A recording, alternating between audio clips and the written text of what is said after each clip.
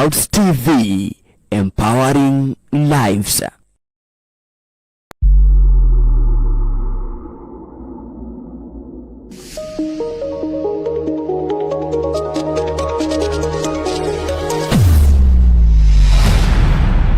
Bethel Clouds TV, empowering lives.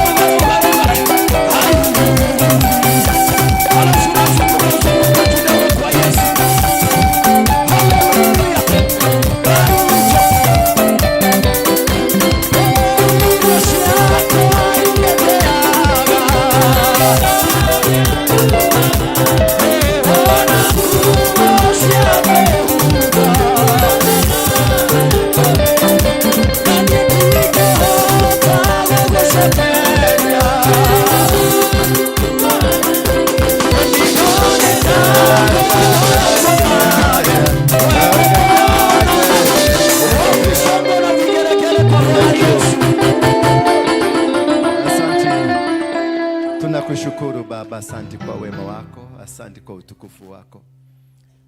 Tumeona mkono wako leo. Wewe ni Mungu uliumba mbingu na ukaumba dunia. Na kuomba ukanitumie tu kama chombo siku hii ya leo, nikafikisha ujumbe wako jinsi unavyoutaka ukafike. Na kuomba msamaha wa dhambi zote ambazo nimezitenda kwa makusudio na zile dhambi nimetenda bila makusudio.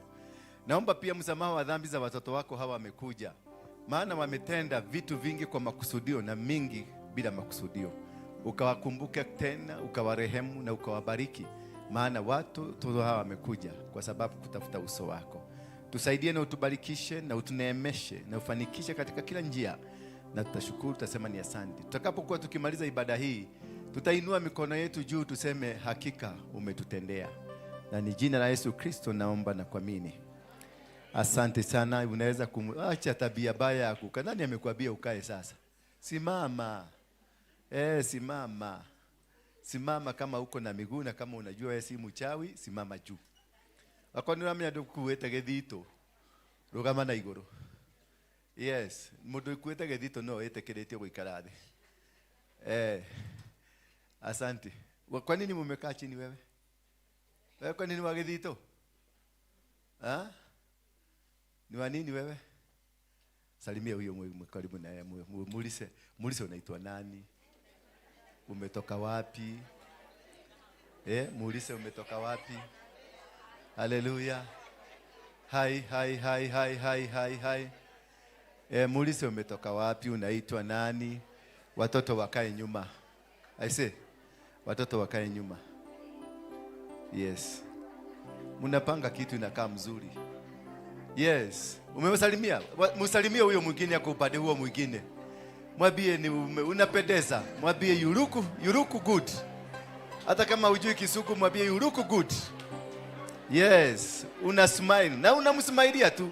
Wacha kumwangalia ni kama wewe ni Al-Shabaab. Haya, basi mwambie keti. Mwambie you may be seated. Yeah, mwambie na Kisugu you may be seated. Yes. Thank you very much. Naona tunaendelea vizuri, si ndio? Ama tuendelee vizuri? Ukiangalia na macho yako ya kiroho, unaona ni kama tunaendaje? Wale watu wapimi, watu wa kupima roho. Kwa hiyo unaona ni kama tunaendeleaje? Yeah? Sasa na miezi kama 3 imepita, ukikombea na sasa, unaonaje? Yesu ametusaidia. Na wewe mpimi, huyu ndio mpimi wetu. Tuko mbele sasa. Tunaenda vizuri. Na wewe mpimi? Tunaendelea. Kabisa. Na wewe na abuye nyingi. Ndoke gwatie imwe, keto hutania ugwati. Goreta we kinye na uwe na 107, na kinye 107. We na 1K riu. 108. Birthday wekaga ri.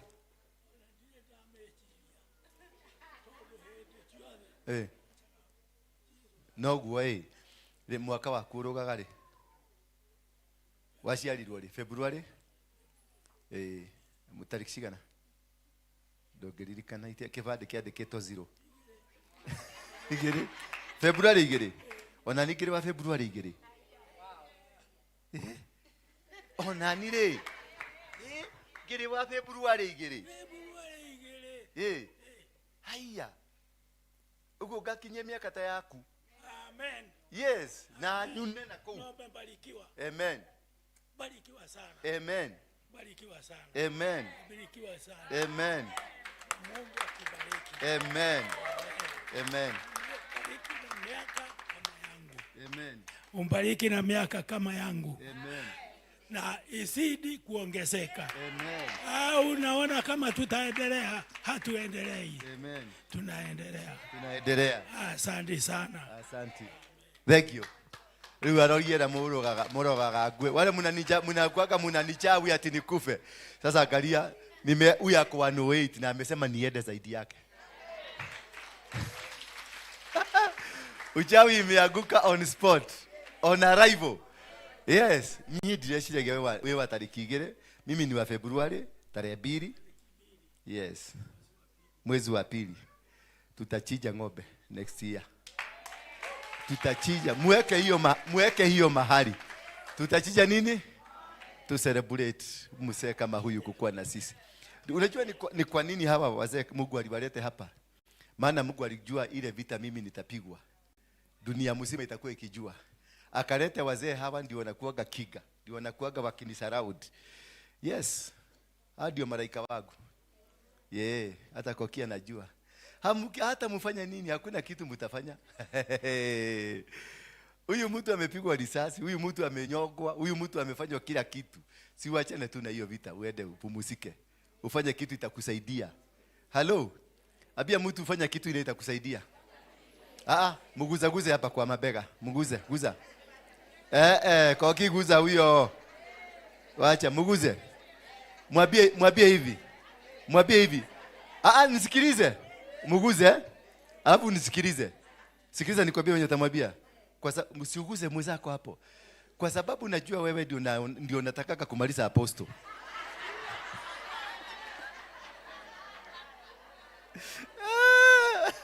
Si umwambie. Nimegundua.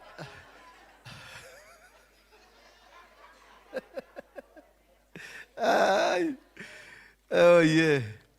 Asante sana hata kwa kukuja akina Shosho. Nafurahiaga sana nikiwaona kinaguka. Nasikiaga vizuri nikiwaona. Lakini nasikiaga vibaya nikikosa hawa wengine. Nikemekaga. Nikarwara marwarire kana niki. Kana netigiti. Nĩ ngari ciongereirwo. Ona nyumo akiongereirwo mwaka.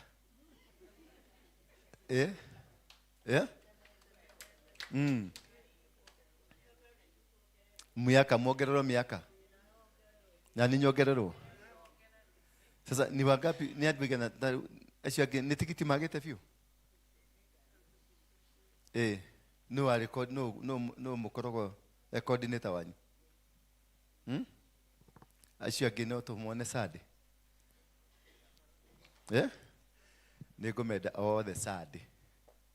Nĩ ngari Sunday. Ũthiũ macokanĩrĩrie othe kuma rũciũ. Othe Sunday nĩ ngũmenda moke. Nĩ ngamarĩhĩra tigiti na ndĩmagũrĩre kamutu. Nĩguo? Yes, nasikia ati Shosho amekosa fare. Na Roda hapa naendaga kukula ya Intercontinental. Sahani moja inatosha fare yao. Inatosha fare ya watu 100. Sahani moja peke yake ile koki unakulaga. One plate. Inatosha one tikiti ya watu 100. Sasa wako nyumbani na wanataka kukuja. Na nyinyi hamutaki. Unajua there is a way wanga nataka kuwafundisha how to tap the blessings. Siku dio masiku ni makada na magada na mogoto. Ni simama na huyu mtu. Psalms 41. Nani atanisomea Psalms 41? Psalms 41. Hamjui Psalms kufungua Psalms 41? Nani yako studio? Tupatie Psalms 41. Na hiyo ndio inafanyaga nisimame. It is that verse that is my pillar. Ndio imefanya nisimame mpaka hivyo nimesimama. Na hata ninainukiwa na kila aina. Mimi hakuna kitu hata nini? Itakuatia hizi za Kimasai zinaninukiaga, nakuta naifukuza hapa inaruka hapa. Ikivukusa inakuja hapa. Ikivukusa inakuja kwa mdomo na inakaa kwa mdomo ndani. Leta Kiswahili. Nataka kusomea Shosho pia asikie. Leta Kiswahili. Pandisha hai kidogo. Kidogo tu. Hai ya kale kajuu kabisa. Tupate Kiswahili. Yes. Wewe msichana. Habari yako? Habari ya mama yako? Habari yako? Huyo ni mtoto yangu. Simpigie makofi. Motiramoe. Motiramoe, motaleidha. Pogerera idhabu hali ya moe. Hata huyo mwingine simama. Hata huyo ni mtoto yangu. Weka kwa hesabu ya ile unajua. Ikae unakere. Kenda gũkĩihũria thĩ. Itakire yaku. Itakire yaku. Kwa mkubwa wa waimba Zaburi. Hapana. Si Zaburi, Psalms.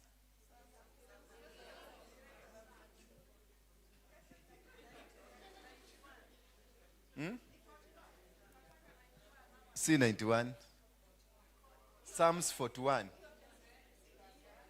Hapana, hebu twende verse 2. Wachaneni na watu wanataka kunifundisha hii mambo.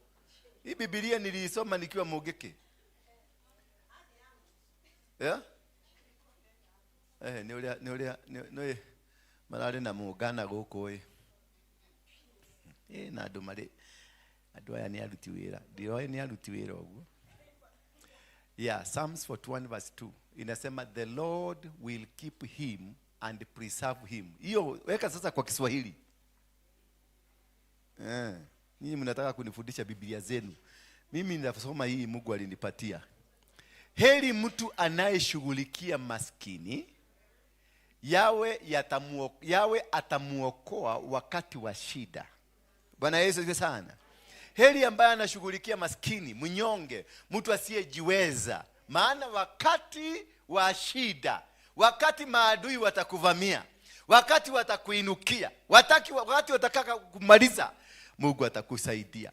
Twende verse 3. Mungu atasimama na wewe. Simama na huyo mtu unaona ni mnyonge. Because that is your salvation. Yawe atamulinda na kuchunga uzima wake. Alalala. Waliniwekea bakasumu hapa. Yawe akakuja. Akasema wewe darakua. Ni aragekuwa tena nena dutachochota ya larora. Nimna imagine shosho atenie na ogwe ai. Naye atafanikiwa katika nchi. Sema nimefanikiwa. Yes, I'm a blessed man. Hallelujah. Nikiona kade muradhime. Todo Yawe atafanya nini? Yani anasema Yawe atamlinda na kuchunga uzima wake. Naye atafanikiwa katika nchi.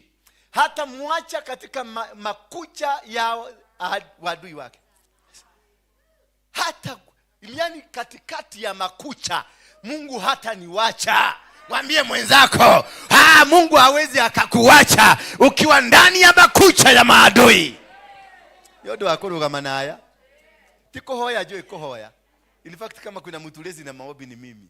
Lakini kuna secret najua kusimama na hawa watu. Huyu anahitaji tu unaweza Mungu amesema, "Oradimu si yeye. Mungu ameingia hapo ndani yake." Ni Mungu amesema. Sasa enda jipage. Eje jipage na madodi. Eje ujipage. Ukaso hiyo kitu Mungu amesema. Utakazoliwa mpaka kichwa yako. Verse 4. Inasema namna gani? Yawe atamsaidia anapokuwa mgonjwa. Atamponyesha magonjwa yake yote. Uliona gororete. Anyana kauka. Yeah. You will never see me sick. Never. Never. Why? The secret. Idio siri. Na my girlfriend hapa shosho. Ai, ekaile tukakwa. Ka baby. Hi babe. Rogama ndio gile niko kwekelithia magego leo. Getha watu akohokisio. Ndora na haha. Korake blush. Nego kena. Oh yeah. No rada wega na tumairo twa wendo. Ili todo neka nyitaweka. Ni yoguo. Tigai weiru. Hata wewe tafuta wako. Maiwa kewaru. Ate aposto. Onaite ka aposto. Tuka aposto nawe. There you go. Yes, that's the second. Ikarade sweetie. Ikarade gete. Neine na modo wake. Makue riakere magaya mawani makeura maiga maruru na gwa makiuga kabamusamayolo Yesu ne arurukire aigorera durere yanariane grosiabate kere magasayuni Hallelujah. Iritakgereka na Jerusalem iturarive. Yes. Inyo monyeda kare muri mwanyi nataka. Muri mwanya kamo mechi koti muikayeti yaguo. Ati uraugiri atia. Rudo konyada. Naigwa karebo karainiro. Kakuhoreria ngoro. Naigwa ngoro yakwa yagira riu. Yes. Mwirute igocaragia mundu. Tigo ka umete ugo taje gukaranga. Ebu nataka tuangalie the crashing moment. The crashing moment. The crashing moment ni kishosho. Crashing moment ni mahinda maku maria makuhinyiririka. Riria we bara-ini. Hallelujah. Wakati uko kwenye nini? The crashing moment, it is when you are really crushed. Sijui kama kuna mtu ashaikutana na wakati kama huo. When you are really crushed. Hallelujah. Wakati umepelekwa mpaka mwisho, umesukumwa, umesqueeziwa, mpaka hakuna kitu unaona kizuri duniani. Unakuta mpaka marafiki wanakuinukia. Unapata watu ambao ulifikiria ni watu wa kutembea na wewe ndio wanakuinukia. Unakuta watu jamii nzima inakuinukia. Kila kitu kinakuinukia. Nothing is working. Hakuna kitu hata kimoja kinafanya katika maisha yako. Those times ambazo zinakujaga, not necessarily hazikuagi ni shetani. Hata Mungu analetaga vitu kama hizo. Ndio akucrash atengeneze kile kitu anataka. Bwana Yesu asifiwe sana. There is a moment that will come to you. Na hiyo moment ikikuja itakuswaga, itakunyorosa, itakufinya, utafinywa mpaka unasikia kweli demodomo hutia hado. Mpaka unashindwa na pia Mungu nikumbuke. Mungu anakosa kwa hata kukusikia. Mungu kawadiganeirie, unakuta hata hasikii ameenda. Nataka kuniambia Yesu akifika mahali anauliza gai wako kawadiganeria neke. Alikuwa amekasikia aje? Akaigwete atia. Alikuwa hebu jamaa mpaka afike hapo. Na unajua huyu jamaa alikuwa amejijaza. Alikuwa anatishia raia. Anaenda na mama anakuja. Amemwaga damu miaka 12. Anamwambia mama imani yako imekopomonyesha na anaenda. Hata ashughuliki na hata asemi ni kama amefanya kitu kikubwa. Imani yako imekuponya. Na akathie. Andaratu hari undu no ikono ni muhujia wale utadura. Arugamie thakame ya mundu. Bwana sifiwe. Ati ulikuwa na damu miaka ngapi? Miaka 12. Bwana asifiwe sifa. Bwana inuliwe. Itakuwa samoni ya 2 days. Lakini huyu mjamaa alikuwa anasema imani yako imekusanya. Na anaenda. Na anauza kuna mtu amenigusa nguo. Na anaenda. Hata hana shughuli. Because it was not a big deal. But to us nowadays. Lakini unakorwo ni unaona na drona. Nyegene kehuti kaigia kwa macho. Sasa huoni vizuri na kana mchaga hivi. Alafu nikuguze hivi. Bahati mzuri kuwe kuna hiyo machozi ya kutoa hiyo kitu. Bahati mzuri wakati hiyo ndio machozi ilikuwa imekuja. Na imetoa sasa nimefanya hivi. Imefanya nini? Imetoka. Kanisa hamutapumua. Oxygen yote nitakuwa iko padi yangu na wahusia. Fanya hivi. Unaona vizuri? Tena fanya hivi. Unaona? Pigia Yesu makofi. Nilikwambia nini? Hii ndio nyumba ya miujiza. Nyumba ya miujiza. Sema nyumba ya miujiza. Sema nyumba ya miujiza. Mapasta. Bwana Yesu asifiwe sana. Watu hawezi kulala. Bwana Yesu asifiwe sana. Huyu alikuwa Yesu. Na ilifika wakati akamwambia Mungu, Ngai wakwa wadiganeria neke. Sometimes we reach in that place. Wakati mwingine tunafikaga, unakuta umeinukiwa na kila mtu, umeinukiwa na kila kitu. Baka ubu aliyekuwa nakupenda sana, unakuta nakubwekea. Kipusi kilikuwa unakiguza hivi kinatulia, kinainua tukamguka moja juu. Unakuta kinakutolea makucha, kinakwambia wewe. Miau! Maana imefika wakati wa kubondabondwa. Bwana Yesu asifiwe sana. Kuna wakati wa kubondabondwa, wakati wa kufinywa, unafinyangwa ndio kile kitu Mungu anataka kitoke. Natumai siku ya leo kuna mtu ambaye amekapitia. Natumai kuna siku ya leo kuna mtu anaenda kuondoka kwa kupitia kale kakitu.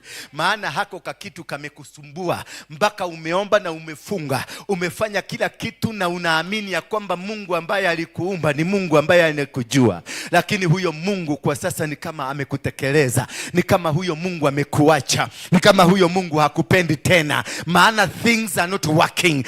Kuna kitu kinafanya kazi, hakuna kitu kinasimama. Umejaribu kusimamisha kitu, hakuna. Umejaribu kufanya biashara, hakuna. Umejaribu ndoa yako, hakuna. Umejaribu huduma na ndivyo umeomba. Umefunga siku 21, umefunga siku 7, umefunga siku 3 kama Esther, lakini nothing is working.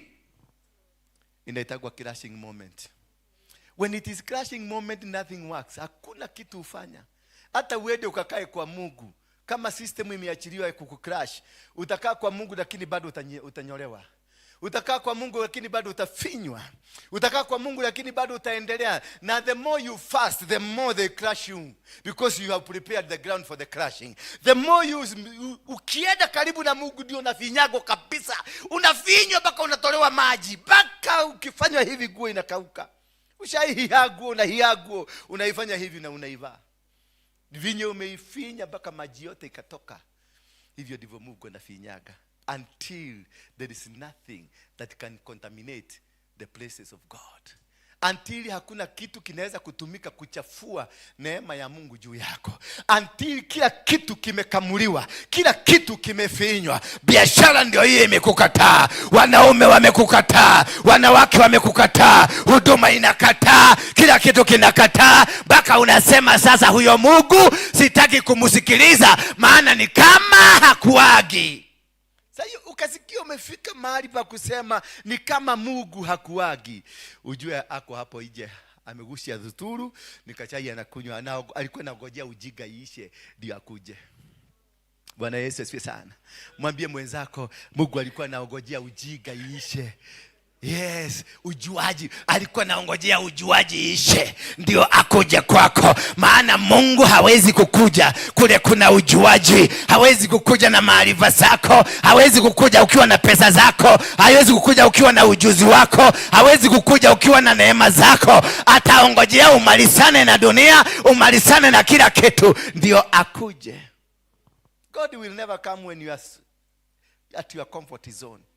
Hawezi. Bwana asifiwe sana. Lazima kunyenyekeshe ndio wakati atakuneemesha, wakati atakupatia utasema kainiegaiye. Nilikuwa nimeisha. Nilikuwa nimefika mwisho. Nilikuwa kila mtu aliniwacha. Adwathe ne maradiganirie.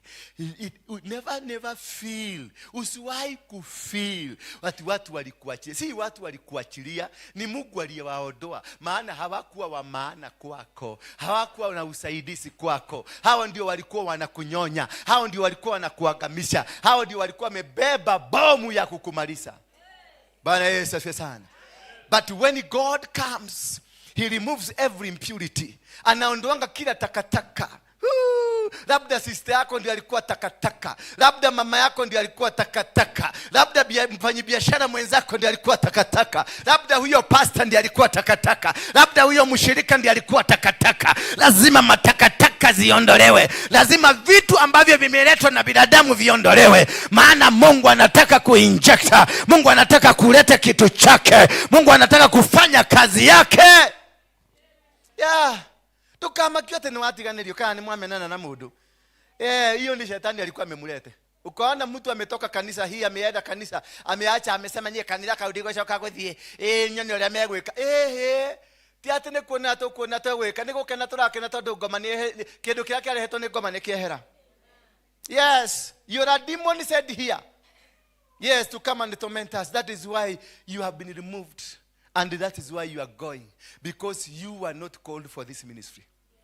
If you are called for this ministry, you will be stable. Utakaa licha ya ugumu, licha ya mambo kuwa mazito, licha ya kuwa every complication is around you. Utaendelea kukaa, maana you've been called for this ministry. You've been called for this marriage. You've been called for this business. Umeitwa kwa sababu ya hicho kitu. Kwa hivyo hauwezi ukakiwacha, hauwezi ukahama, hauwezi, maana ni kitu chako. It is part of you. Bwana Yesu asifiwe sana. Daudi alimkuta nani? Alimkuta huyu Sauli, na ni mfalme amelala, na akapata chanzi mzuri sana ya kumaliza Sauli. Na watu wake, jeshi lake likamwambia, mtu tumekamatiwa na Mungu, sasa ndio huyu, maliza. Naye Daudi akamwambia nini? Huyu hatuguzi, huyu hatuui. Kwa nini? Hawakuelewa. Wao waliona Daudi ni mtu ambaye hajielewi. Nuramenya mudu yule akugiete.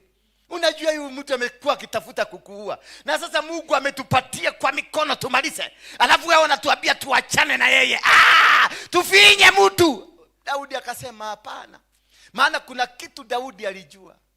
Ukipata watu wanakuinukia, wanapiga ministry, ati alikuwa kwenye huduma hii, akitoka kule anaenda kupiga ministry hii, huyo alikuwa mnyama. Na huyo hakuwa wa hapa, alikuwa ametumwa kuja kumaliza, lakini ameshindwa kumaliza. Sasa mienda nje. Yaani ulikuwa hapa ndani, umalizie hapa ndani, na ukapatiwa chance, ukapatiwa mpaka mamlaka ndio ufanye hiyo kazi. Ulitumwa na shetani, umeshindwa. Unafikiria ukienda nje ndio utaweza? Kuna mama mwingine hapa alikuwa anapigia anapigiana, sio kama mmepigwa tu simu, atiko hiyo kanida apostle agushagia jata siado, na ahuthagira jata siado, agushagia jata siado. Wakati wamepigwa hiyo simu, wewe umepigwa, si ndio? Wewe umepigwa, si ndio? Nawe koki, wewe wanajua yeye ni katili. Wewe ndio unapokea hizo masimu. Hiyo hujapata? Grace hajakupigia? Grace amepiga. Unajua Grace alikuwa lesbian, na kazi yake ilikuwa kunyonya watu, kupepa watu akipeleka nje. Sasa anapigia watu simu. Ati hiyo kanisa ukienda huko unanyonywa. Sasa nani anaweza nyonya lesbian? Unanyonya lesbian peleka wapi? Atendea kuhuragira tondu ndira kuonete ku. Korenda gucoka ku. Ni kwa nini anaenda kushambulia kule nje? Ni kwa maana hakuwa wa ndani, alikuwa ametumwa kazi kuja kumaliza huduma. Lakini alipofika hapa, nilimpatia kaofisi pale, nikamwambia fanya kazi, dukana uge. Ndio heto mamlaka. Alitoroka. Rafiki yake huyu Ani ndiye alikuwa anampelekea viatu huko na mizigo yake huko kwa barabara kule. Anashinda anafika hapo Equity, anasikia moto inamchoma, anarudi nyuma mpaka akaambia Ani, uweke hapo ndani hapo kwa hiyo kaduka ya nani ya Eldoret hapo, Eldoret what? Shatu, uweke hapa, maana hakutaka hata kuonana na Ani. Maana Ani aliponiambia, nilimwambia Ani lete mkono, nikamshika mkono. Nilipomshika mkono nikaeka Ani moto. Alipofika pale akamwambia weka hapo, maana alichomeka. Daudi alikuwa na nafasi ya kuua Sauli, lakini kuna kitu kimoja Sauli alijua. Daudi alijua kumaliza Sauli ni kumaliza yeye mwenyewe. Maana mafuta ambayo ilichotwa kutoka Sauli, ile mafuta Daudi ako nayo, ilichotwa kutoka kwa Sauli. Haleluya. Hauwezi kumaliza kitu ambacho ni chako. Haleluya. Hauwezi kupigana na kitu ambacho wewe mwenyewe you are part of it. Hauwezi kwenda kuambia watu eti mahali pangibale na ulikuwa hapo. Wakati ulikuwa hapo kulikuwa kuzuri, lakini wakati ulitoka kukakuwa kubaya. Kwa hivyo wewe ndio ulikuwa mbaya. Mtu ambaye ni wako, your person, mtu ambaye ameitwa kwa ajili yako, hata kama kuwe na ugumu namna gani, hawezi akaondoka. Watasimama tu na wewe licha ya mateso. Angalia huyu mzee tulianzana naye wapi? Kule stadium, City Stadium. Huyu mzee wanakujaga kesha, wanalala kwa simiti. Kwa simiti, look at his age. Analala kwa simiti hapa. Analala chini. Huko tulikuwa tunalala chini kwenye simiti. Hata afani ya badhari kuna bau. Bwana Yesu asifiwe sana. Hajawahi kuniwacha na huyu mzee. Angalia mzee kama huyu. Taro kama fafa. Nirajigwa. Kitu gani? Habari yako? Hebu simama. Simama. Mokwajo. Wewe ni akorire narokire gukwe kijana. Wewe ni wakura riu tuthie. Tuthie. Ni ugukura ndukurite. Yes, unasikia confession. Dikurite ni gukura. Huyu mzee tulianza na yeye City Stadium. Walilala kwenye simiti. Kesha, mkesha, wanalala kesha. Tunakunywa kauji asubuhi bila blanketi. This old man, you can see. Arajira ndukurite? Dikurite ni. Ni ngukura. Ni ngukura. Dakurite. Keti chini. And there is somebody who come yesterday anataka kusema anaweza atikobomoa msingi wa hapa. Msingi tulio utengeneza hatukutengeneza na hivyo vivitu tutitondekete muthigi wa uko na mura. Nikiona gajagiri tikiota komereria mwaki wa guko. Jagiri haziwezi. Makoro wacio jagiri na maraya mado matingehota tondokete na muthigi wa umaraya. Aronete toro dakade hadisam. Ulecio Kenya na ndironetwo ni aigana. Sisi nduambiwe kiu ihuririe mathafu weke mathafu. Before I see this lady ate muyetu ni muthaka muno. Ndi ndona muyetu ni muthaka. Tarugama haha taruga. Ndona uria muthaka. Hallelujah. Ukirugame haha ukoro ni wewe irima riu. Yes. Ndona ni muthaka. Nigetha utuone uthaka uyu wake ri. Urenda kunjira ni aigana mawonete. Yeah? Niwe withondekete? Acha. Ni maheni. Hari mundu ratura mundu uyu. Iwe no rimu waku ri. Atendeo ni akairetu kiaga muno. Nigetha ukiona vinaelea. Jua vimeudwa na si wewe uliuda. Hallelujah. Wana mundu akehujia, wacha kungangana tunataka kupigana na huduma yake. Ukiona mtu amefungua biashara, wacha kungangana na kupigana na biashara yake. Ukiona mtu anafanya huduma yake, wacha kungangana. Hujui kule wametoka na Mungu. Doi kule marutanete na Ngai. Hujui ni wapi amepitia. Hujui msingi wake ni gani. Na wakati Mungu ananishughulikia, wachana na mimi. Wacha kuja sasa ahuretwa wahiretwa leure nehedi arari hamehia make. Wachana na mimi doi mehia makwa. Haujui ni nini nimefanya. Haujui ni kwa nini Mungu ananishughulikia. Yes. Mimi Mungu amenipatia dunia, si Kenya. Si hapa hii kanyumba. Hii kanyumba nikaguikara tugiota mwaki tugehehia bebe. Nigetha tuthie wira. Gaka teka nyumba kagwikaraga ki kukaa tukunywe uji. Inakareka mahali pa kupumzika kwanza ndio tukunywe kauji. Haka kanyumba nikakukaa tukunywe kauji. Kazi iko kule nje. Bwana Yesu asifiwe sana. Na ndio unaonaga wanapiga nikileta mtu nimweke akuwe assistant pastor wanamgoga. Ndio nimeona Mumeru amerudi.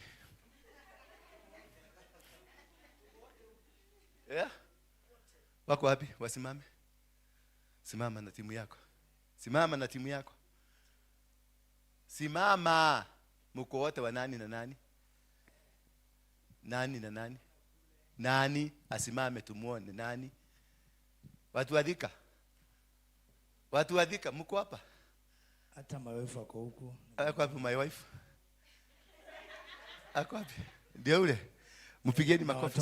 Na watoto wote wako. Na mbona uliweka huko? Walikuja wakiwa wamechelewa. Ni maleti kama? Hapana. Kupotea kidogo. Hapana. Mbona mkukuja na yeye? Kwa sababu nilikuwa atakuja mapema. Wewe si wale wanaume wa Kikuyu. Jiagane ndoka. Mami chukua bagi yako ukuje huko. Ukae karibu na mzee. Ndio tukoone vizuri. Watoto wako wapi? Kuja na watoto. Enda huko. Good. Yeah. Kaa huko na familia yako. Hizo viti ziko nyuma ni zako na familia yako. Yes. Uliwekwa baridi kule mpaka baridi kakuingia. Kaa hapa. Tunaelewa. Tunakuelewa. Hata tulikuwa na Maina hapa. Apolo ndio alishinda. Enda huko. Watoto kujeni padi. Lehe wasiana mwana wasiana. Mtoto, kuja padi. Wewe wachana na mama. Wacha mama waende huko. Kuja. Wapeleke hivyo edeni pale, watoto waende na watoto wezao. Tumesikia. Mwambie tumesikia. Yeah. Thank you. Sasa mami, karibia bana. Kwani mmekosana? Kwa nini distance? Yeah, yes. Si ndio hiyo? Kaa hapo. Na mukakeli guko. Kule leo abotikane naku. Ukaga guko, ukahariria guko. Nikikuja napata crowd iko sawa. Si ndio? Asante. Tusome kitabu cha 2 Samuel chapter number 12 verse 15. 2 Samuel chapter number 12 verse niki utakoro na ifukulia kuandika. Shared. Mbona hukuagi daki mnaandika? Bwana huko. Yes, hizi ni product zetu. Wengine product yetu ingine iko wapi? Wale wamekuwa kikuja majensi. Kuja. Wow. Yes. Mwingine? Ni wengi? Mwingine? Simameni tu. Wapigieni makofi. Good.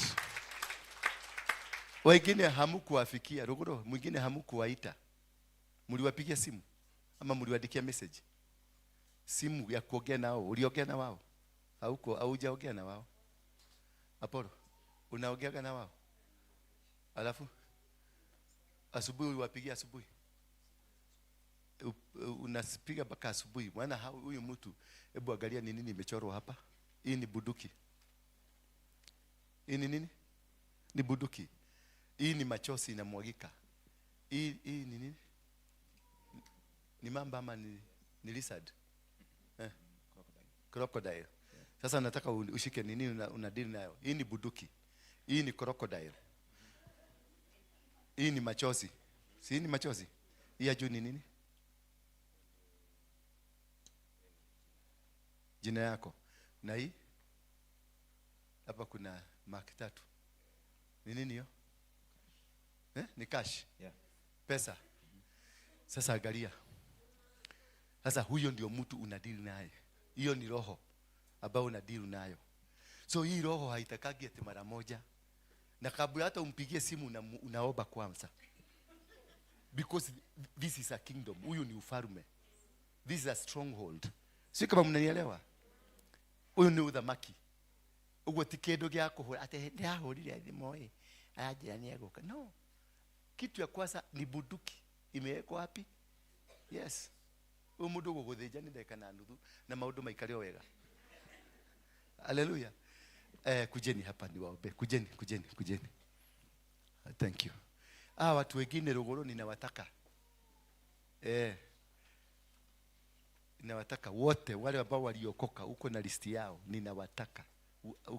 Wende watafute huko. Soka huko. Yes, mameni. Inueni mikono yenu juu niwaombe. Kumua watu kama hawa kuokoka, Yesu ataokoka, lakini kufuatilia ndio shida. Kwa hivyo inahitaji mtu ambaye pia ni strong wa kufuatilia. Si ndio? Baba, katika jina la Yesu Kristo, tunakushukuru, tunasema asante. Watoto hawa walikuwa hapa. Walikuja kwa sababu ya kitu kingine, lakini wakakutana na wewe. Naomba Baba, hata mimi nilikuwa kama hawa. Wakati niliokoka nilikuwa na vitu kama hizi wamebeba. Lakini ulinistiri mpaka sasa nimesimama. Hivi sasa ndio mimi nimeenda kuwaokoa hawa waliokwama. Ninajua kutoka leo hawa watafanyika wahubiri, watafanyika watu wakubwa, watafanyika wenye biashara, watafanyika watu ambao watabadilisha dunia hii. Ninainua the new spirit in them. Roho wako akashuke juu yao, roho yako akaonekane katika maisha yao, wabadilike na wafanyike watu ambao ni vyombo utakavyovitumia kwa ajili ya utukufu wako. In Jesus mighty name we pray. So, Oka mukuru. Yes. Sasa mukuru, hii ndio kanisa yako. Sasa hawa utawalea na hawa wengine uwalee hapa. Hawa ni watu wako sasa. Hii ndio kanisa sasa yako nimekufungulia. Umesikia? Ulee hawa, upatio list ya wale wote wameokoka for the last 3 weeks. Tuko na watu karibu 500.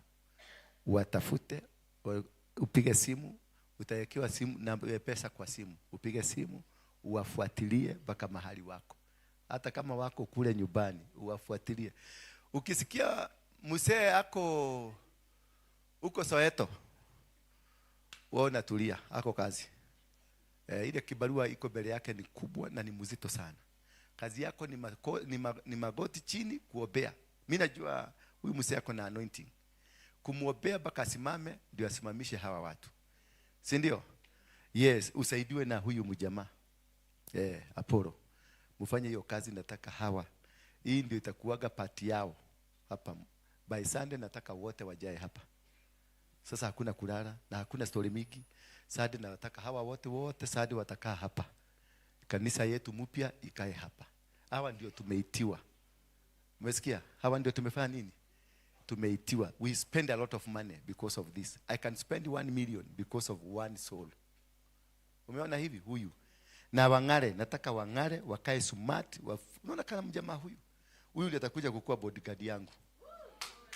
Nywele yake itengenezwe. Uende uoshwe nywele vizuri, ikae clean. Si ndio? Nitakununulia kanguo kazuri. Usirudi kuvaa trosa imeraruka. Ama ni design. Hakuna ingine. Uko na ingine? Sawa. Nitakununulia uvae ukae mzuri. Na nyinyi pia nataka ka historia kenu. Unafanyaga nini? Unafanyaga kazi gani? Unafanyaga kazi gani? Mjengo. Ya mjengo. Na wewe? Jobless. We are jobless. Na wewe? Electrician. Electrician. Okay, good. Na wewe? Chef. Wewe ni chef? Yes, na wewe? Nilikuwa mechanic lakini sasa hizi. Ulikuwa mechanic. Good. Mpigie makofi. Na wewe? Una kazi? Unakulaga nini? Naishi na cousins. Na wewe? Jobless. Jobless. Na wewe? Unakata mboga. Na wewe? Mboga. Mama mboga. Na wewe? Jobless. Mboga nakata, una kazi saa hizi? Unafanya kazi ya pesa ngapi? What is your capital? Hiyo kazi yako yote ni kama ukiweka pamoja ni pesa ngapi? 1,000. Na unatengenezanga pesa ngapi out of that 1,000 per day? 300. Okay, na wewe? Kazi yako ni 2,000. Unatengenezanga pesa ngapi out of it per day? Kama nimetoa chakula nabakisha kama 150. 150. Sawa. Wewe na wewe leo nitawapatia shilingi 3,000. Wewe ndio boost kazi. Nani? Unafanya kazi gani? Chupa lakini nilitoka. Unauza chupa? Zile za kuweka pombe? Wewe ndio umetumaliza. Yes. So na nyinyi kwa Ones. Ones yako? Ama alienda na Mugana? Yes. Sasa what you will do, mtawashughulikia, mjue what they can be able to do. Psychologically mkae na wao chini, wawaelezee ile kitu wanaweza kufanya hawa. By Sunday kila mtu akue kazi. By Sunday. Wale wataanza leo waanze leo. Wale tutaongoja mpaka Sunday waanze kazi. Tuwapatie kitu ya kufanya. Kitu simple kwanza. Ndio at least aanze kuona yule Yesu tulimwambia. Maana sasa tumemwambia kama sasa huyu anakuambia ni jobless, anakuwa ka job. Maana si anakulanga. Ako na kimuzee kia mtu ama ako na kamuzee. Huyu pia ako na kamuzee, si ndio? Tuongee tu kweli. Tulisema tulitubu dhambi zetu. Hauna kabisa. Una boyfriend? Sina. Uko na miaka gapi? Niko na 32. 32. Uko na mtoto? Baba yake ako wapi? Baba yake tuliachana hapo. Lakini yako sina ulisaka mtoto wako aje? Ni ngumu. Ni ngumu. Na wewe uko na mtoto? Ehe. So let us help them. Mnanielewa? Na ukiwa na shilingi yako 100, 200, 300 uweke hapa. To invest kwa hawa. Na wale wengine wote wameokoka. Let us invest into these people. Because hii ndio maswali tutakuja kuulizwa. Walienda wapi? Mimi nilikupatia, Mungu alinipatia nyumba hii. Mnakuja wengi, mnajaa, mnaokoka. Alafu wakiokoka, mnaenda, hatuwafuatilii. Kwa hivyo swali nitaulizwa, pesa nilikupatia, ilienda wapi? Nyumba nilikupatia, ulifanya nayo nini? Microphone nilikupatia, ilifanya kazi gani? Umenielewa? Hiyo maswali lazima tupambane nayo. Na hiyo ndio kazi yenu mkiwa na Apollo, mfuatilie hao watu, muende mpaka kule wanakaa. Are you getting me? Yes. Na huyu mama, wewe muka, unapigagwa vita kwa sababu uliachilia kazi. Hii pia ni kazi yako. Sasa nyinyi mkiwa watatu, you are 3 pastors. Hii hapa, hawa, hii wote sade mutoe. Umesikia? Sade hii group yote itoke hapa, ikuje hapa mbele. Hawa watu wa kufuga hitu vitu tu white wakuje hapa mbele, ndio masongo yetu, si ndio? Hii hapa tujaze mpaka kule mwisho. Sunday nataka kutuone mpaka kule mwisho. Sawa? Yes. And then wapigeni makofi wanavyoenda kukaa chini. Tukimaliza service, tukimaliza service muone huyu. Ndio muepatiane majina na details zenu. Kutoka leo wao waboga ni mkuje kwa ofisi yangu, nitawapatia pesa ya kununua cash kinini kitu. Ndio sasa hiyo ndio ministry. Na hiyo ndio nataka tuigie. Officially from today. Tuigie kwenye ministry yetu. Watu tutawaendea. Tiwe ikaraga haha tumwengethetie. Na iwe togukaga haha. Umenye ni andũ igana mahonokire uanze kwenda kuwatafuta. Umenielewa? Sikukaa hapa muthimo macarie. Acio marahonokire. Tiga ya tene, tiga na ngware cia tene. Andũ arĩa marahonokire. Ngirenda gukamona maihurite ha na uri umwe wa andũ acio meguthi kuruta wĩra ũcio. Yes.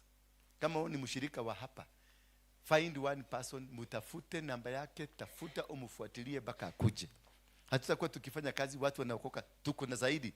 Since tulianza hii hapa tuko na zaidi ya watu 600 ambao wameokoka. Sasa unaona ni watu 10 peke yake wamekuja because hatuna ile kufuatilia. Are you seeing this? Hatuna ile kufuatilia. Tunajua kuombea lakini hatufuatilii. Sasa tufuatilie hawa watu mpaka wakuje. List yao ikuwe published. Tufuatilie kila mtu a make sure. Naigwa ani toka guthambathabia meheka. Naigwa jeri. Si kukuja kukaa hapa ndio hiyo kazi ifanyike. Kila mtu atafute watu wake watano. Ninyo muetaga ciana cia nyumba eno. Otherwise mtaona gumu. No mkonyogothwa. Tafutwe mahali mtawatafuta. Wakuje hapa. Hata kama ni kulipia ya tikiti unamlipia. Mimi nitatafuta pesa ya kuwawekea kazi because most of them are jobless. Most of them wako jobless. Walikuwa wamekuja hapa kuchukua 500. Yesu akawanasa. Bwana Yesu asifiwe sana. Naigwa jeni. Yesu niguo wira. That's the calling. That is why you are called here. Uthi usharie besha. Unatafuta wale naigwa utafute pesa. Kama umepata shilingi 2000, shilingi 500 tunaweka kwa kiti. Tutengeze kalimo. Na kalimo. Twaje wikia besha. Ndio mundu uyu oka tukamuhe besha cia kwajia wira. Nigetha tukonaga ha koroka. Unanielewa? Ndio tupate mahali pa kwenda kumtafuta. Unamkuta kwa kazi yake. Ukiwa hapa unamuombea. Unaombea kazi yake. Hello? Na ukiona kazi imeenda chini unaiboost. Umesikia Roda? Tiko tidaga haha mukiriarekerera haha. Ni kwenda muingie mkuru kwa Ruben wapi kwote. Bring those people. Enda Kibera tuko na wengi. Hapa kuna watu wa Kibera? Wale waliokoka from Kibera. Hawakukuja. Nitawapatia hiyo details zao. Mwende mpaka Kibera, mwende Kayole, mwende Dadora wako ni wengi sana. Get them now here. Sunday nataka hii roho yote ijae huku. Watoto wangu. Naigwa Florence. That is the work I want. Ile tu pesa twako, tule unaendaka, tule unaniambiaga ukaninunulia kachai pale Serena, usinunulie chai tena. Sitaki chai yako. Hiyo weka kwa Karimu. Tuweke mali kwa Karimu. Tumatunda turia uguragira tugacoke kugurira ndigo twenda Besha icio wekire karimu-ini twambe andu aya mambe marugame. Naigua Lucy? Tubeca turia undehagira haria tondu ni undehagira 500 atiri apostoli ukanywe cai. Yes, riu cai wakwa ni unyuagwo ni mundu tariki. Yeah, wale wananisaidiaga wananibarikigi. Hata huyu. Na Agnes naigua. Tubeca turia unjikagiria tugacoke kunjikeria twikirwo karimu riu mpaka watu wasimame. Tukiona tuko na watu 800 tunasimamisha, wamesimama, kazi zao zimesimama, tutajua tuko safe, tuko sawa. Nitafurahia. Naigua share ready. Itiha utindaga haha na atumia mewe gwikira juku na ndurari wa juku. Na ndirona riu ni utwikite wa juku riu. Utwikite ni bara. Na nduraciri niguo urari gatumia kega gaku makembembe. Urahurwo niki tondu ni uramahe mahinda ma kukuhura. Deny them that. Thie kuria field ugacaria andu. Mutingionana nao. No moikara haha ni juko. Ni araugire ni uracambio ndi hau ndirakora makiarie ndamakorera kioro niwe mararagia ciaku kioro riu ri imagine mathia kwariria kioro. Stop that. The only way to defeat these people tweka busy tondu ni igutari itigukinyira. Yes, tweka just be busy. Asa kukua busy naye koki hawa watu wase mkiwa na roda, hawa watu wase wote nataka ile wase wote walienda wapi? Nasikia wamekosa pea. Aliwacha kwa nini? Yes. So unasikia wana complain. Huyu mtu haoni. Simama baba. Udonaga. Na mwanadamu negerete amote. TC wakanishika mkono, amenileta mpaka hapo kwa gate. Kuna mama amenisaidia tukaingia naye. Anaweza inua mkono penye yako. Nani amemsaidia? Ule mama tumeingia naye.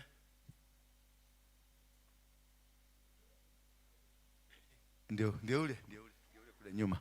Yes, asante. Mpigeni huyo mama makofi. So unaona tumepatiwa watu wa kusimama na wao, lakini huyu ameabadoniwa. Amepanda tu matatu kimugumugu tu, amekuja kutafuta baka amepata. Na nyinyi mwe comfortable mukenete ithe tuli ya sinagogu digotire dikomweda gukomuria sinagogu akoro mundu toyo utarona ewe shariria njira okay ni kirathimo kiriko mungiona he kirathimo mungiona mundu acaria njira no tumumu wake ginya akinya na ni kuri mundu ndimwasainiire wa kumuteithia. Kuna mtu nimeweka na hakikishe kuna gari ni mimi nilisema hawa ni mimi nitawalipia fare na sija nani kuna mtu nimeambia nisaidie kunilipia fare na mbona unawazuia wasikuje?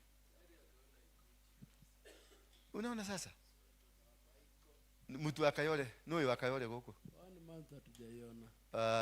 Frida nona hawa with a disability hiyo ndio kasi yako. Pamoja na hii nimekuongezea kasi nyingine. Ujue wanakaa wapi Kayole, ujue wanakaa wapi Rugaruga, ujue wanakaa wapi Kiambio. Umeelewa? Mkiwa na Jeri na Soweto, mkiwa na huyu Jeri. Jeri niliwapatia wa mama aendage kuangalia, sasa amewachana na wao. Niguo.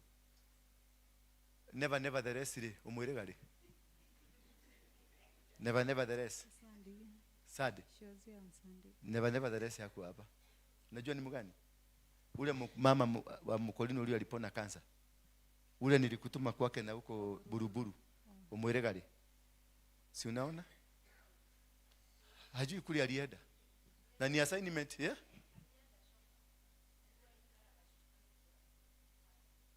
Shoka. Yes. Tia kirwara. Ko.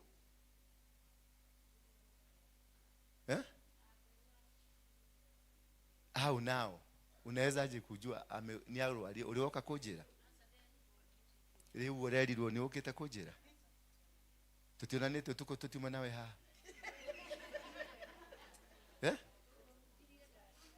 Utuhujirie wariganirwo.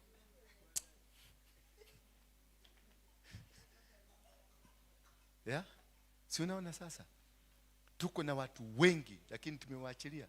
Yule msee alikuwa na nywele nyeupe, nasikia alikufa, niliambiwa jana alikufa. Ule alikuwa ni ule alikuwa na kanga hapa. Ule mnono. Wa Kiabio. Kuna nilipigiwa simu nikaambiwa ati alikufa. Alikuwa na nywele nyeupe. Ni mgani? Mnamjua? Wale walikuwa nakaa hapa mbele, mmoja wao alikuwa na nywele za nyeupe. Wa Kiabio.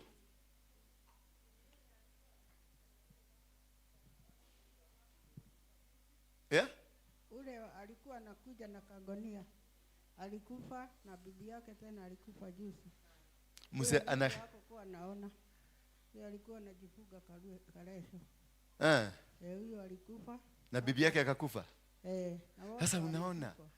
Yaani watu wawili wamekufa na hatujui kama wamekufa. Na haoni. Na ni watu tulipatiwa na Mungu. Ateroraga ya doaya. No mulio juko mukorogo mwe number 1 classified. Atakuwa na mudhake na timu ya Spain mtawashida.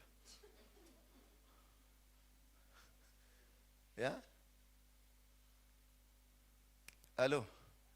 Wewe ambao unajiita wa hapa. On Sunday I want to see your report. What have you done? On Sunday I want a report. Hawa watu mnajiita sisi waimbi wafugi. Mnajiita wafugi. Watu wa keyboard. Ndikwenda kumuona huko muikarete thi. Sunday ndirenda gukuona na andu atatu huko. Mundu uyu ungi wa keyboard. Naona ule wako ina kegosho. Kegosho man. Simama. Kazi yako si keyboard peke yake na kuibisha hapa. Wale watu wameokoka, nataka Sunday, nataka kuona watu 5 umewalete hapa. Hiyo ndio itakupatia qualification ya kukaa hapa. Unaona watu wamekufa. Ujui kama watu wamekufa, unaambiwa ati alikufa last month. Huyu shosho wa wapi? Wa Kariobagi. Wa Korokosho. Nilijua after 5 months ati ni akuire. Nyariara. After 5 months ati ni akuire. Yes, Nyariara. Mimi nilionyeshwa picha ati alikufa ya mazishi. Nyabede mohoera. Neko mohoera. Bwana asifiwe sana. Tuseme sasa ni mwamko mpya. Inua mkono wako juu. Sema Bwana Yesu, ninakuomba msamaha. Kutoka leo nitafanya kazi ulionituma. Nitafanya kazi yako kwa upendo na kwa nia nzuri. Sema amina. Asante. I want to see. Naigwa mase. Toguthia akundugira haria. Haria gugwitekererio goka na ndwere. Niguo kaingira murango ria. Karithi. Thutio ni tugugutunya. Urehe andu. Sitaki kusikia ati hapa kuna mtu hajalete mtu ama watu wawili wale tumeombea wameokoka. That is what I want to see from Sunday. Hiyo ndio qualification yako kukaa na mimi tupelekane na wewe. Nimetoa pesa za kufanya hiyo kazi. Nimefinance kila kitu. From my pocket nimefinance kila kitu. Maana hiyo pesa si yangu, ni ya Mungu. Na ndiye aliniambia go and bring souls to my house. Na akaniambia Ruse, nimekupatia Ruse. Nimekupatia Roda ni Maria. Roda Maria, nimekupatia Ann, nimekupatia yule mama wa Nanyuki. Nike wa hoho. Umesikia? Sitaki Florence. I want to see that again. Naigwa Sharedi. Sitaki kuona tena. Watu hawa washughulikiwe, unawapendwe. Hawa wakuje na wapendwe. Unakuwa una time na huyu mama, unampatia, chukua namba yake mmoja, wewe unachukua ya huyu mwingine, wewe unachukua huyu mwingine, kila siku unampatia neno. Kila siku unampigia simu, watida atia, umekuaje, kumeendeleaje, leo ulikuaje, hali ilikuwa namna gani? Bwana Yesu asifiwe sana. Yes, ndio unaelewa ako na shida yake ni hivi na ako na hivi. Na nyinyi mkipigiwa masimu usilete shida yote. Usio hapa si Equity, usilete shida yote. Uelezewa, huyu atakuelewa. Na usifanye yeye ndio mfuko yako, sasa hutafanya kitu. Na unaenda tunawatembelea mpaka nyumbani kwao. inaitangwa nini, missionary, ni ndio missionary.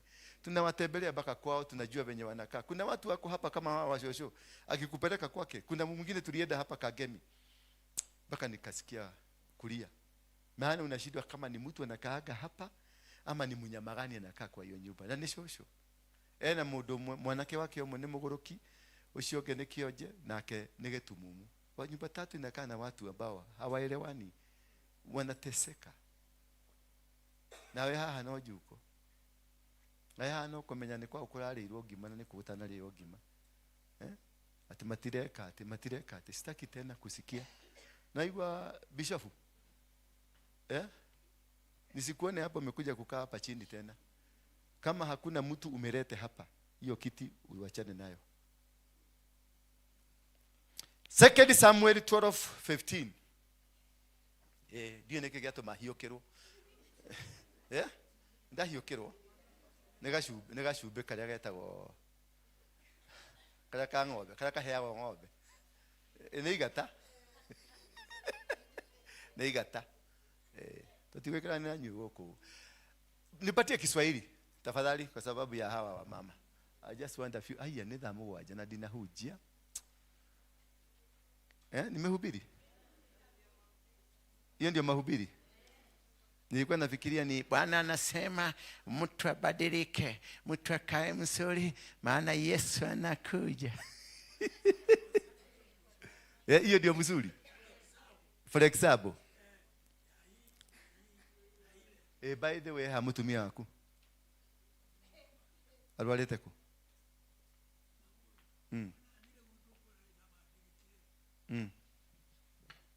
Dinokio nĩ thiru. Acha. Rera tuyaine. Oroke jo hatai. Nego kuhera gathuti kage. Kashuru kale maguragirwo ri ani. Kuna kauga tulikuwa tunawanunulia. Kauji. Hawa ya wazee. Ilikuwaje? Na higo mali Herod muno. Iko? Itafutwe sade kila mtu abebe kilo 2 hawa wazee.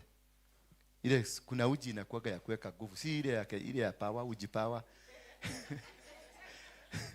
Kuna uji imechanganywa mwetama, mwere, nini, mihogo. Kila Sunday wale ambao wanashughulika Sunday, hao watu wote wazee kila mtu abebe kilo 2 ya hiyo uji. Anakunywa wiki mzima, anakuja wapate nguvu. Si ndio wazee? Wapate kila mtu kilo 2. Nigeza mkigena msiende kununua ya power. Tupatie hiyo kitabu mami. Sijui ni kwa nini unatunyima hiyo. Kisha Nathani akarudi kwake. Yawe alimpiga mtoto alimpiga mtoto ambaye Betsheba mke wa Uria alimzalia Daudi, naye akakuwa mgonjwa. Bwana Yesu asifiwe sana. Tunazungumzia wakati wa kuvunjwa.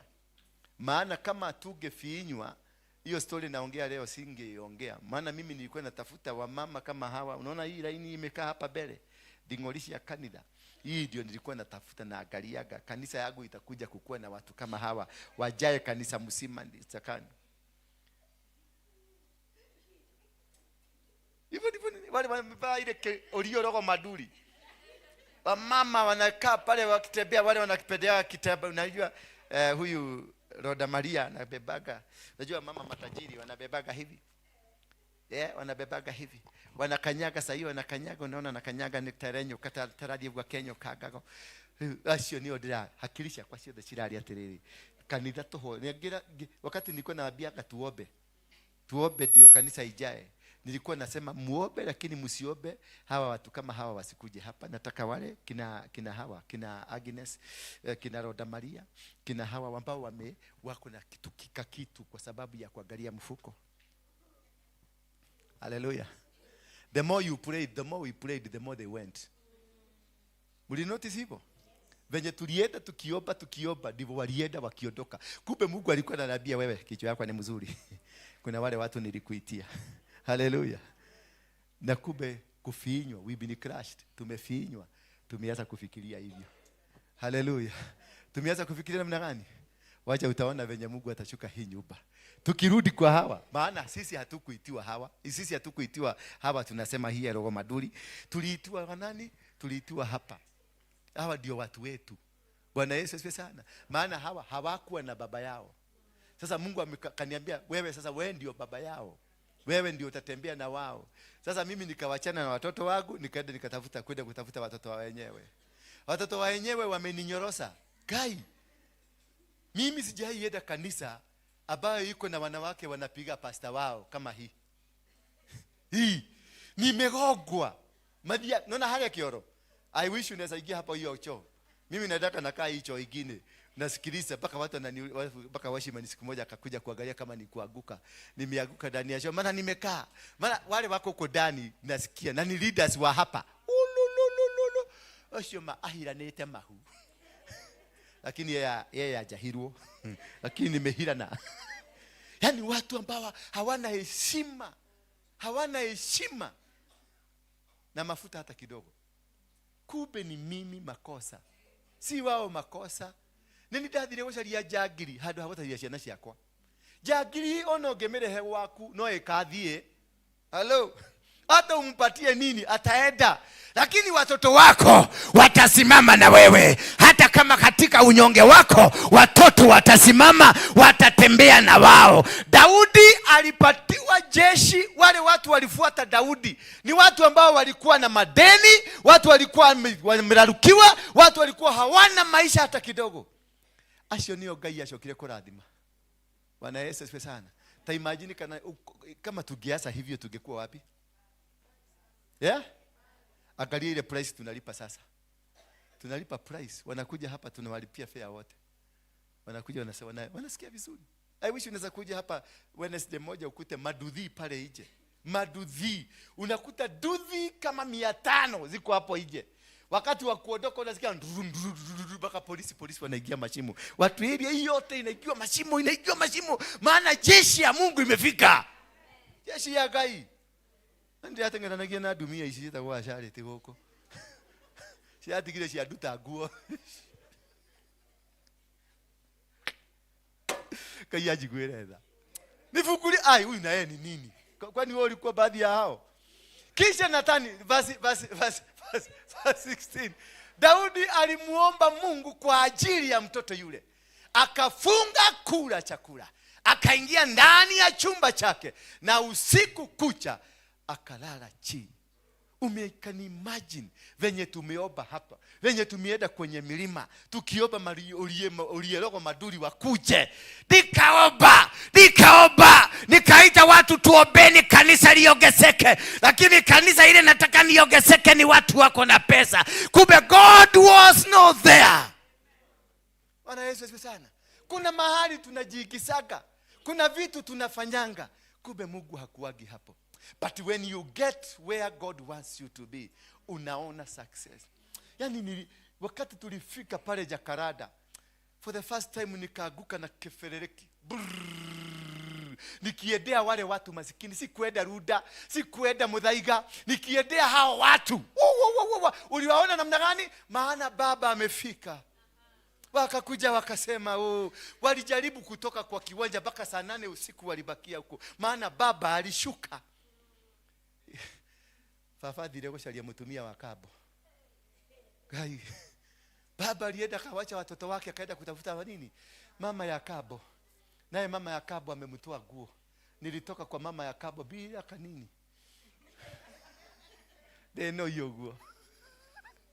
Tunataka mahoya makwe defend. Baba najifunika na damu ya Yesu. Najifunika. Nilinde baba, nilinde. Huyu baba akaenda safari, alienda Dubai. Tunaka Dubai. Ndio aroni enda shokerera ciana nake aroka rajo. Tuile ate morio. Sasa tuende safari. Kuna wakati Mungu akikuja ukiwacha kazi yake na yeye anaendaga. Baka wakati utarudi kwenye kazi yake na yeye anarudi kwenye kazi yake. Jiulize kama unafanya kazi ya Mungu. Jiulize kama mahali huko ndipo Mungu alitaka ukue. Maana mahali kama hapa hatufai kukaa hivi tumekaa kwa sababu God had a good plan with us. Na alikuwa na mpango and God was clear the type of people he called me for. Lakini Kokia alikuja kanitoa. Kaniambia kanisa ukitaka ikue tafuta watu wako na pesa. Nikasikia Koki, maana Koki is my elder sister. Unajua tulikuwa tunafanya ukora na Koki. Unajua Koki alikuwa mwizi. Nini katumia muonaga haha. Koki ndiye alimaliza makezi zangu nyingi. Maana alikuwa anaenda kotini anaiba file inapotea. Wewe mtu miorona haha. Na ulikuwa unasaidia wanyonge. Kama mimi wakati huo nilikuwa mtu anameshikwa, si mimi ni mnyonge. Sasa uliwacha kazi hiyo aje? Ukaanza kutafuta maulio rogo maduri. Uende hiyo mioyo uibe uile. Wachana na hawa. Okay, wachana na kina Charity. Charity washaibiwa. Hallelujah. Charity washaibiwa, washaletwa. Si ndio? Washaletwa. Sasa tuendeni tukawalete. The moment you stop doing the will of God, the moment you stop doing what God called you for, God disappears. Na ndio umeona katika hii nyumba, God disappeared. Kwa muda God disappeared until tumerudi huko. Mimi mwezi moja tu nimeona Mungu. Hii nyumba imeigiwa na watu 6,000 in 1 month. 6,000 hapa. Kanisa kutoka kesho mpaka Friday tunakuwa na church throughout. Kutoka Monday, Saturday, Monday, Tuesday, Wednesday, Thursday, Friday. Baka leo mmetoka hapa saa ngapi? Saa 10. Saa 10 tumetoka hapa saa 10. Bwana Yesu asifiwe sana. Roda Maria alikuwa amenyorosa. Sababu asio atenio Roda Maria ni odere ya hoka. Na Roda na Charity na Faith na Jenny na Ngania. Adoito tushokerere wira wa Ngai. Let's go back to the work of God. We have a calling. Tumeitwa. Bwana Yesu asifiwe sana. Daudi alimuomba Mungu kwa ajili ya mtoto huyo yule. Akafunga kula na kukunywa. Hata ufunge. If it is not the will of God, wherever you are not going to be successful. Hata ufanye nini, hata uite waombaji, hata uite watu wa kusimama na wewe, hata utengeneze intercessors, hakuna kitu kitafanyika hadi wakati utarudi into the will of God. That is when God will come and listen to you. Anafuka. Utaomba kazi yako ifukuke, haitafukuka. Utaomba ndoa yako isimame, haitasimama. Utaomba biashara isimame, haitasimama. Utaomba kila kitu ifanyike, hakitafanyika. Na si kwamba Mungu anakuchukia, lakini you are in the wrong place, doing wrong things. Bwana Yesu asifiwe sana. Mwambie mwenzako rudi kwa Mungu. Ile kazi Mungu alikupatia rudi huko. Wacha na vibwembwe na vibwanga. Simwambie hivi, wacha vibwembwe na vibwanga. Wacha mchochocho. Hello. Muguze mwenzako mwambie wacha mchochocho. Go back to your office. Rudi kwenye kazi yako. Maana ukirudi kwenye kazi yako unaenda kubarikiwa. Milango yako itafunguka. Na watu ambao unahusikana na wao wataletwa, maana tayari umerudi. Mungu hageleta hawa watu kama tabia zangu sikuwa nimebadilisha. Yes, nilikuwa na tabia mbofu. Tabia zilizooza. Maana ya kuacha watoto wako ni tabia zilizooza. Tunaenda kutafuta watu kama hawa ati ni warebo. Na makaiga goraini ya mbere nigetha kanitha ikorwo ithaka. Hallelujah. Kimutu kama hiki kimechorwa buduki, angalia. Wewe imagine mtu akichorwa buduki. Yeye buduki inawekwa hapa. Anakuambia nini? Dunia hii inakaaga kivyangu maana sina baba. Yes. Anakuambia dunia hii mimi nakaaga kimagufu maana I don't have a father. Oh my God. Now that he has a father, he's here. Aikaleta getekea mbele kwa ithe. Tamuhutia hii. Guzeni yeye muone maana ako kwao anafurahi. Angalia hawa watu wa Korogosho. Wamefurahi, wako hapa, wako kwa baba yao. Unaona mageshoga. Yes, angalia huyo mzee mwenye baka ametoa katabi. Maana amerudi kwa baba. When you do what God did not call you for, you will not make it. Just go back to your office. God will crush you. Amenifinya baka nimekutwa na mabuduki kwangu. Yes. For the first time mabuduki kwangu. Baka nikauliza Mungu, karike deko, nikarike gaida ko heteria na hinyogo. Ati wadekereri ugu. Andu moka gwakwa, andu 20 wakanafanya mamattress hivi. Ati wanatafuta pesa. ya Jakaranda ile mwahudhuria pesa sigana? Mwahudhuria pesa sigana? Tuliitisha mhodhi. Ndio walikuwa wamekujia. Lakini sasa unaona hii si nenie problem nenie. Yes, tiko horo. Neko likariko. We na kioko kiega we. Ndako heire ciana no na kuria cia gukora tondu ni hutu. Bwana Yesu asifiwe sana. Verse 17. Mwambie mwenzako lazima urudi. Hizi asifanye vizuri. Nitengeneze ile angalia huko. Itaniharibu hapa na niko na safari mrefu. Verse 17. Ipandishe tu, iweke hai. Za hapa mbele. Inasema wazee wa nyumba yake walimfuata na kumusihi aamuke, lakini yeye alikataa na hakulala, hakukula chakula chochote pamoja nao. Daudi alisema sikuli, lazima niombe kwa sababu ya huyu mtoto. Ni mgonjwa, lazima niombe kanisa lisianguke, maolie roho wasiende. Lazima niokeme wale wana magari ya kupaki pale wasikwende. Kai nimeomba nimeshikilia kanisa. Mpaka ni tumefuga. The more I pray. Kuna siku ingine nilikaa siku 7 uko kwa mlima ya Gongo, usiku na mchana, na ninalala kwa kichaka usiku na mchana, najifunika karatasi ya nylon. Sade hiyo nilikuja nikakuta vikanisa ilikuwa imefika hapa. Hakukuwa na watu, hakukuwa na watu. Nikasikiliza siku hiyo, nikausikia nihubiri nisihubiri.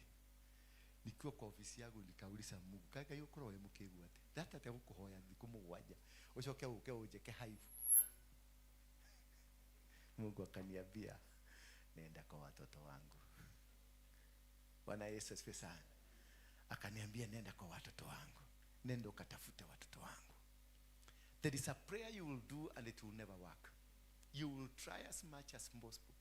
Umeomba, but as much as you are in the wrong, haufanyi vile Mungu anataka, hakuna kitu chako kitafunguka. Hata uende ministry gani, hata utoke hapa uende Ulaya, there is nothing will happen to you until you go back to the promises of God, until you go back to where God wants you to be, until you start doing what God wants you to do. Bwana Yesu asifiwe sana.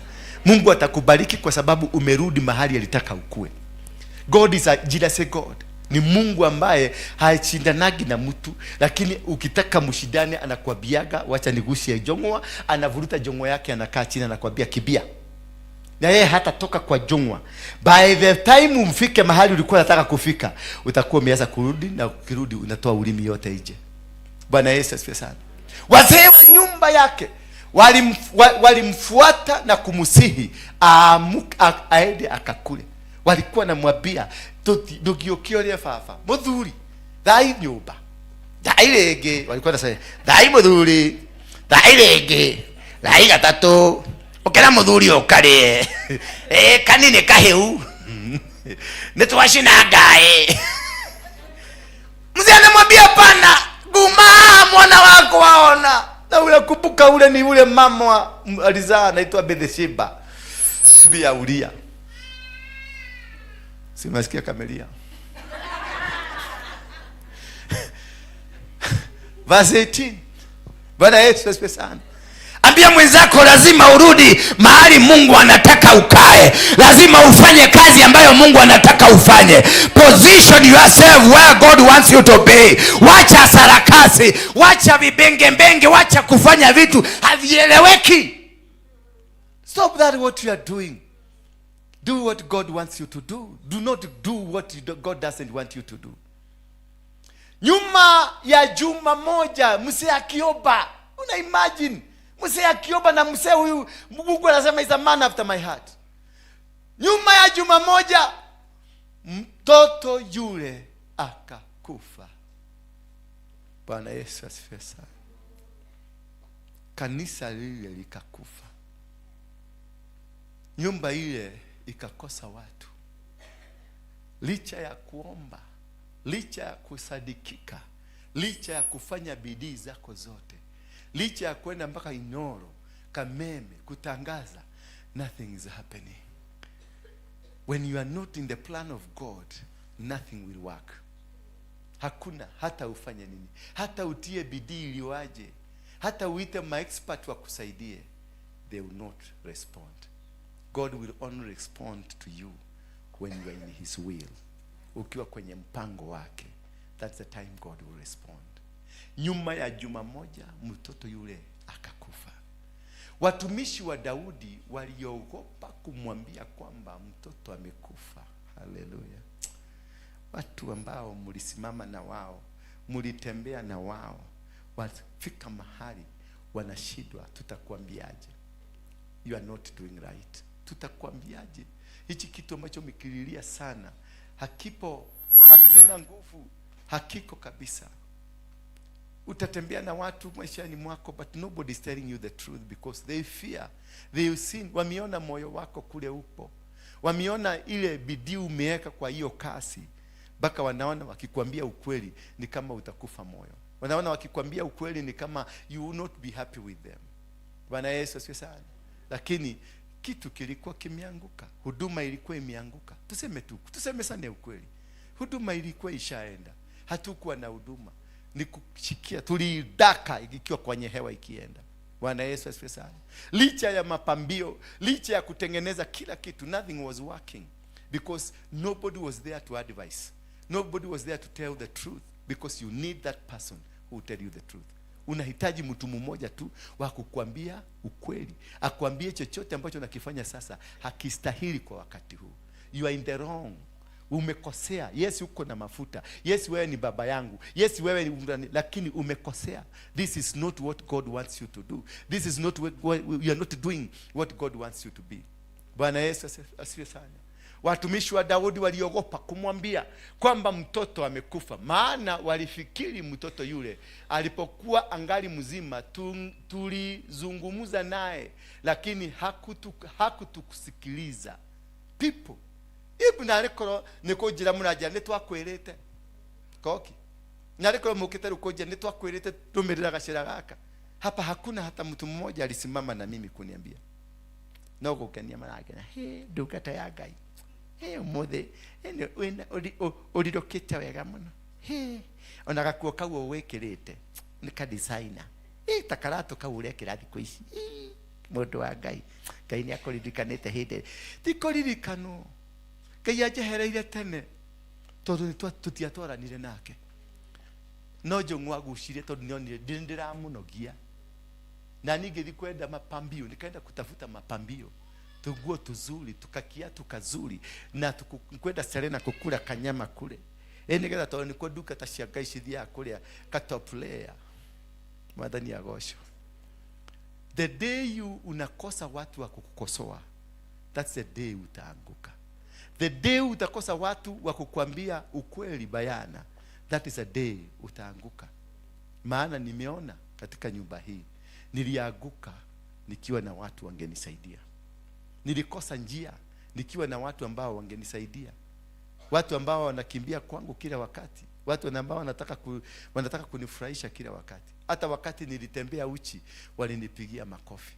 Wakati nilitembea bila, yani niko na makamasi, niko na uchafu, bado walinipigia makofi wakasema, munene wetu wenu ya muthamaki wa thayo.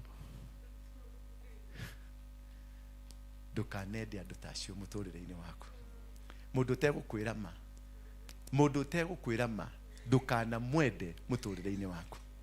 Mundu uri ukaga gukuhurira makofi ni uingirire irima agakwira hau niho mwathani, ona mwathani ni aranyonetie, mwathani ni aranyonetie ati kirathimo giaku kina hau thiini, na nigo tonyerera ratonyerera, nigo tonyerera mamenya ni watonyerera, ukaigwa ni maraumire mareranire maume kanitha, ati kanitha kagu gatire na Ngai, na ni ngoma cia andu. Mwathani agocwo. Kenerera rire ukage na mundu gakwira ni ureka mahitia. Mwathani agocwo. Na ni ndirahoya Ngai ahe andu makanjiraga ni ureka mahitia. Tondu korwo ni ndonete mundu akunjira ni ureka mahitia, ndingiekire mahitia. Riu ndonire acũcũ aya maranyenda, maranjita bebu.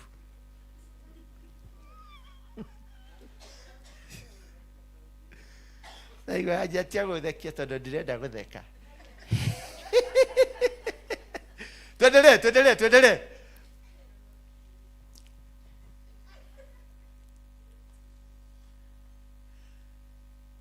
Daudi alipoona watumishi wake, ni kuona dalili si adu. Unaangalia dalili, unaona venye hawa watu wanakuja, kuna kitu ambacho kimetendeka. Daudi alipowaona watumishi wake wananongonezana, akatambua kwamba mtoto wake amekufa. Kuna dalili. Mwambie mwenzako kuna dalili. Mimi Mungu alinionyesha dalili na nikajua ni kubaya. Bwana Yesu asifiwe sana. Nikajua ni nini? Ni kubaya, ni kuhitanite, tikwega. Yes, Gai onakoro Gai ni ekuari. Kwa hiyo akawauliza, mtoto amekufa? Alijua. Yes, utajua. Yes, the Spirit of God will awaken you, will quicken you. Roho wa Ngai ni agukana kwira ni guthuku. Taboeherie dumia icio ciragwita muthamaki wa thayo.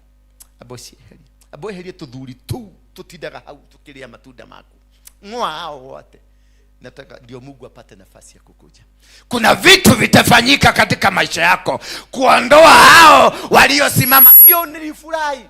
Kai, wakati niliona sasa hawa madingori zimeanza kuondoka, nikaambia Ngai ni thank you ndio akutikira kujohora.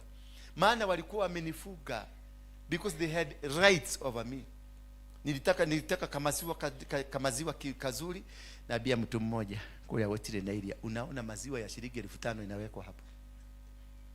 Na bia mwingine anakupigia simu, kafriji kahia natia. Ikaleta kangeo, ikaehia. Unaona nyama inaletwa kilo 6. Hello, matunda zinapagwa pale. Masausages zinapagwa pale. Wow. Na napatiwa shilingi 10,000 ya kuweka gari mafuta. Ile sekendelele. Nededa ukugorera thuti tera ndironete wikirite. Uraraha. Gathimu tupesa twenda mpesa diogere thuti. Haleluya.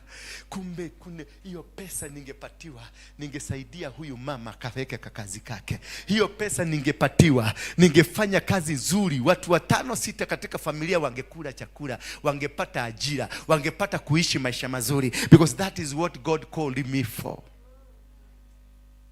Until you realize yourself, you will always face the challenges of your life. We must go back to God. We must repent. Naye Mungu atatupigania. Huyo Mungu ambaye alitupatia kazi will stand with us. Nataka watu wanaitwa missionaries. Hallelujah. If you know that you are a missionary, unitafute kabla tutoke hapa leo. I need to meet you, sit down with you, then we plan a mission. Lazima tuendee watu wetu. Moda idea tu ko thie joke tu kuri andu aria Ngai anjeteire. Mtoto amekufa. Nao wakamjibu, ndio amekufa. Na ndio matiramuiraga mbere-ini yo. Mundu ikara thikũ 7 ari muhotu kirira kindu gikuo. Kinang'ang'ana na ministry ambayo imekufa. Unang'ang'ana na biashara iliyokufa. Unang'ang'ana na watu waliokufa. Ukifikiria unaenda kufufuka, kumbe ulishakufa kitambo. Hata kunuka unanuka. Wewe unajiona ukiwa maana, but you are hopeless and you are useless. Unajiona ukiwa mtumishi wa Mungu mkubwa sana, kumbe hata utumishi haupo, maana you've refused to do the will of God. The moment you refuse to do the will of God, God will put you to shame.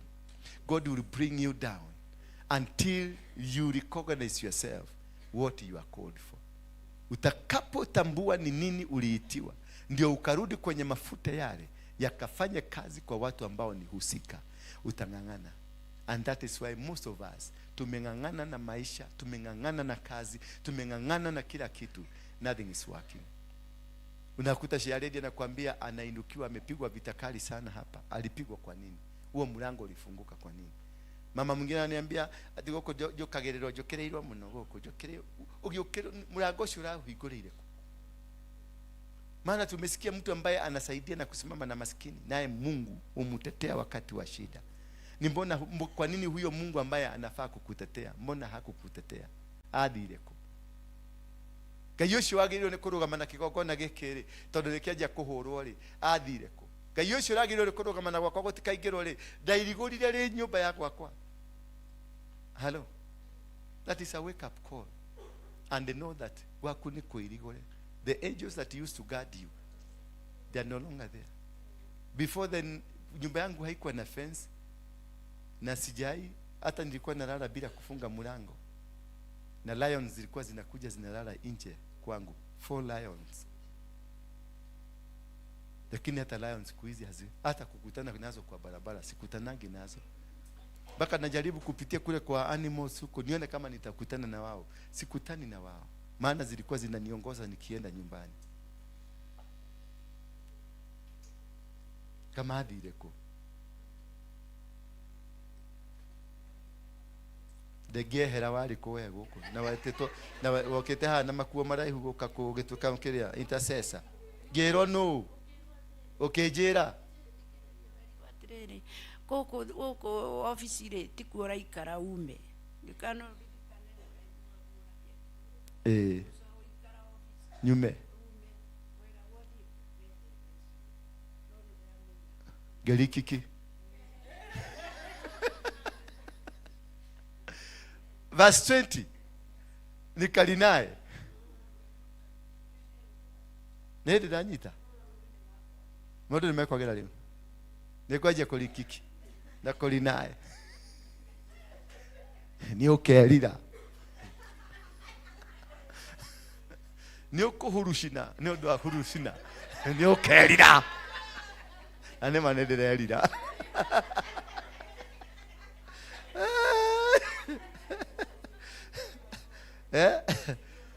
Nda hurushunire.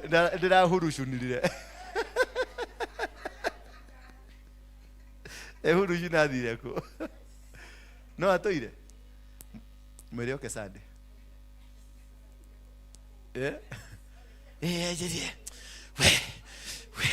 Ni okurushina. Rushina lako. Urushana. Ni okerira.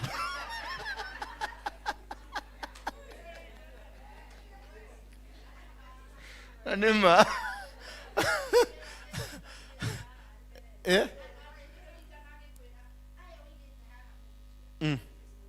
Ne jagiri dari. Age mekerete makuo matune haha.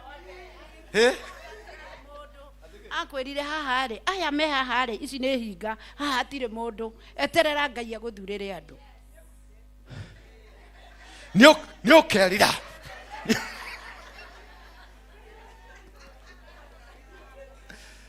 Na ngware icio ciothe nicio ciraharaganirie na cirathie acio othe mekirite makuo matune haha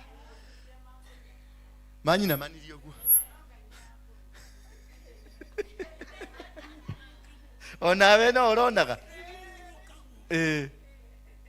jagiri theri onawe no uronaga ni gugithiururukwo ona wathiururukwo atia na ndungehũgũra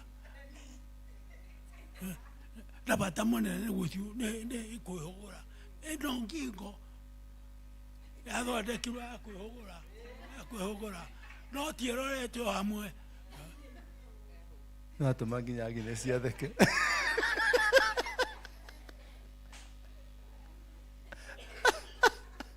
Kisha Daudi akasimama, akaoga, akajipaka mafuta na kubadilisha nguo zake, halafu akaenda katika nyumba ya Yahwe na kuabudu. Kisha akarudi kwake, akaamuru wamletee chakula, naye akakula chakula. Kutoka leo tunaenda kukula chakula, maana tumeondoka kwenye hiyo matazaibu, tumeondoka kwenye mikono hiyo, tumeondoka. Maana kilicho ambacho kililetwa kwetu ambacho si cha kweli kimeondolewa, kimeweza kuondolewa na picha imekuwa clear. Wega ni gwitikira mahitia maku. Mahitia ni makwa. Yes. Mahitia tondu ni ndenda gwaka kanitha ta ya Harrison Ng'ang'a ya tumia ifeti na tukari tondu Harrison ni dadi wakwa udodeke kaikisabo na dikwenda mikora teno yoke ndikwenda mikora teno yoke. Sitaki wakora kama hawa wakuje, maana wataharibu kanisa. Nataka wamama kama hawa wazuri warembo. Kile ni shikupe niliwekwa ndani ya shimo. Na ni hawa watu wa maguo ya red. Na imagine walivaa nguo za red. Nikaambia huruka. Hurushina. Ni ukelira. Na wakafurushwa, wakatolewa wote, wakaambia toka, enda. Kiona matangatangaleta huko. Githene higa. Mali kia mission wote walitoka siku moja. Baada ya kumaliza mission. Niyo mwonaga huko. Mahuragira our sister. Ni mamenya wakwa. Tarutogethi nawe. Ucio ni makamenya. Ni urari gwakwa. Acio meja no rucio ni makamenya. Menyaga ate. No ni umenyaga. Madhani ya washo. The most important thing ni kujielewa. Gutire mundu utangihengesheka. Gutire. Daudi alihengesheka. Yes. Lakini Mungu alimuokoa. Akamuondolea. Hako katoto lazima akakufe. Hawa watu lazima wakuondoke. Hiyo watu, yani that group, watu waovu lazima waondoke. Na wakiondoka itakuwa mwanzo mpya. Maana wakati alijua things have fallen apart, vitu vimeanguka, alitoa nguo, akaingia kwenye nyumba ya Mungu na kumwabudu huyo Mungu alikuwa amemwacha, na akamwambia sasa niko tayari kutumika, nitumie tena. Mwambie mwenzako niko tayari kutumika. Yani guza mwenzako mwambie, be tayari, niko tayari kutumika. Niko tayari kufanya kazi yako. Niko tayari kusimama kwa njia zako. Bwana, naomba msamaha, ukanishike tena, ukanielekeze kwenye mipango yako, na ukanishika katika njia zako, niweze kukutumikia na kukaa kwa mapenzi yako. That is the only prayer I can do. Halafu akaenda katika nyumba yao Yahweh na kuabudu. Kisha karudi kwake, akaamuru wamletee chakula. Todo niona ni wira wa tuhu. Amefuka siku 7. Hii ati ni fasting, kumbe ilikuwa starvation. Nikwe ima irio tuhu.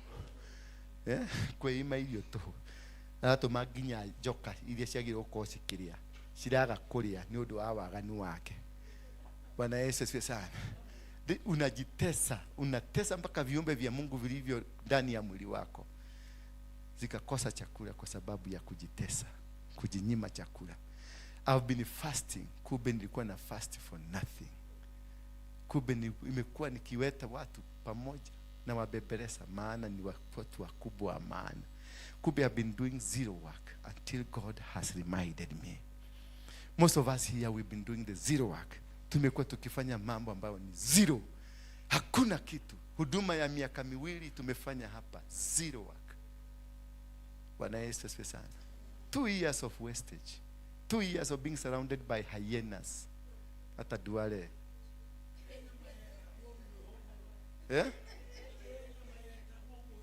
When I draw digithia. Hata kile bara. Mwihogoro. Niyo miwi. Utakemereire. Mwihogoro. Nende goikaria thi. Uhekirira. Niguruta ngoima. Niguruta ngoima kiukirira ni ukohe. Verse 21. Halafu watumishi wake wakamuuliza, ni jambo gani hili ulilolifanya? Mtoto alipokuwa mzima wewe ulikuwa unafunga na kumulilia, lakini alipokufa ukasimama ukala chakula. Kaina kiogo kihia nate. Mwana amurwaru niguo uria hingega. Riu tondu ni akua akamuria atiri, unafuka sasa unakula chakula, si ungefuka maana mtoto amekufa. Verse 22. Ukiendelea na mfugo. Bwana Yesu asifiwe sana. When things have fallen apart, you make hard decisions. Unafanya maamuzi mazito na magumu ndio uweze kurejea. Bwana Yesu asifiwe sana. Ndio uweze kuingia kwenye mipango Mungu. Daudi akawajibu, ni kweli mtoto amekuwa mzima, nilifunga na kulia. Nilifanya hivyo maana nilifikiri, nani anajua, labda Yahwe atanihurumia kusudi mtoto aishi. So this man was crying to God, ndio mtoto aishi. Hakuwa analilia Mungu ile dhambi aliyoifanya. Mnanielewa? Lakini hapa hamkuelewa vizuri. Alikuwa analilia Mungu mtoto asife, lakini hakulilia Mungu ile dhambi aliyoifanya ndio mtoto huyu apatikane. And God is a God of justice. Ni Mungu mwenye kutoa hukumu iliyo ya ukweli, hukumu ambayo haina ubatilishi. Maana alitaka kwanza katubu dhambi. Kama huyu jamaa angetubu dhambi, ile dhambi aliyoifanya, labda mtoto angepona. Akasema mzima, nilifunga na kulia. Nilifanya hivyo maana nilikuwa nafikiri katika uovu wangu bado Mungu atakuja. Katika uovu wako Mungu hatakuja.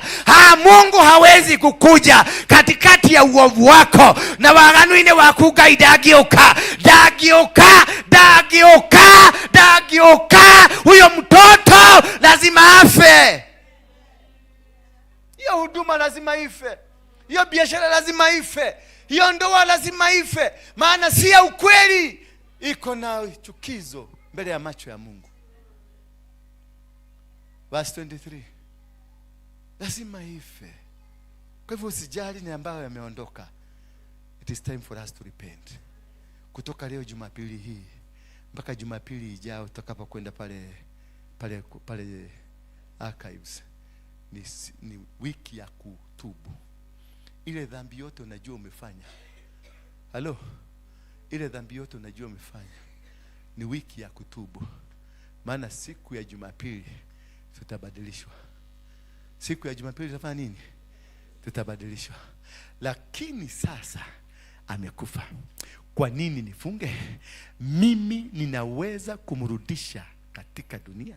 Mimi hicho kitu Mungu amekataa, nina uwezo wa kukiregesha akapata. Kama nimeshindwa kumwombea akiwa hai, akiwa amekufa ndiye atarudi, basi wacheni nikule, wacheni niende nikahubiri injili, wacheni niende nikahubiri injili.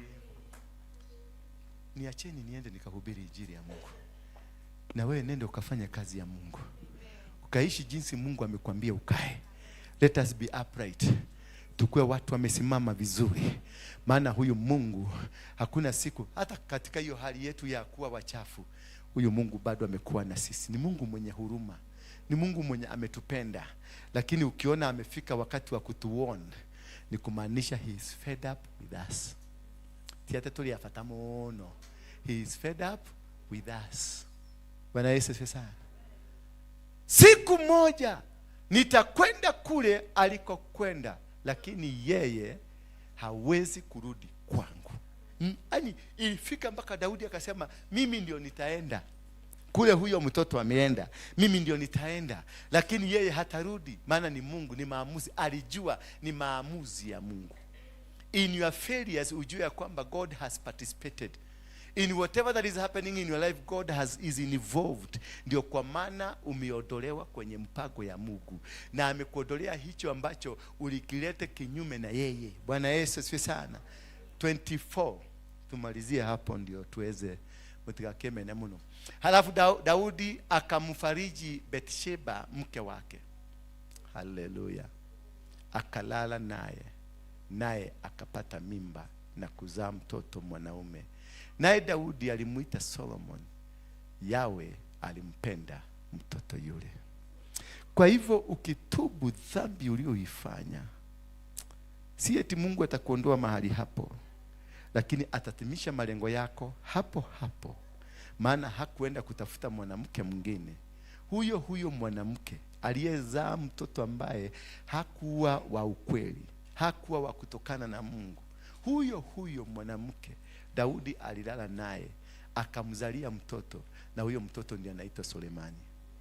Mungu anaenda kukubali, anaenda kukufuatia kitu kipya katika hiyo hali. Maana umetubu. Katika hiyo hali maana tumetubu na tumemrejelea Mungu, atatuweka kwenye mpango wake, atatuweka kwenye nia yake, atatuweka kwenye reasoning, mpango wake. Huyo Mungu na atukumbuke. Simama kwa miguu yako.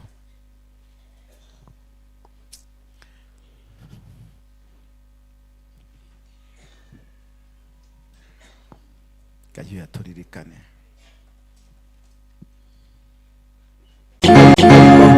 Nishike mkono Bwana, nitaguoko Baba, eheteti yenyumete makoine makuna jira inisha Ngai nikiondoka mbele yako kugera mbele yako etanira kuri we Ngai ugarurire muturire wakwa na jira ciakwa ciothe ugarurire Baba mitugo yakwa nyuki wa gukwathikania na gukaraga wako. Fungua kinywa chako umwambie Mungu, umwambie Mungu nahitaji mkono wako tena, nahitaji msamaha, nahitaji kushikwa tena mkono.